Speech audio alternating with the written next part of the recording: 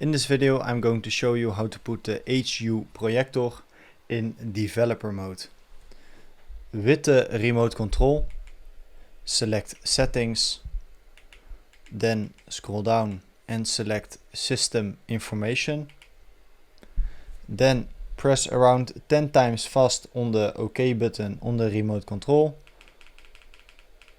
And now you see developer mode is turned on.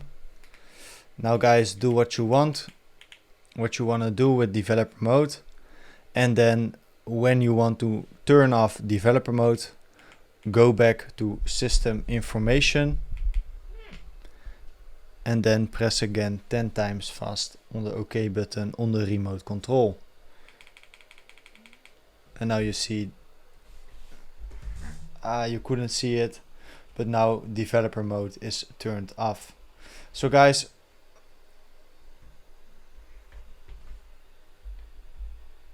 I hope this video was valuable.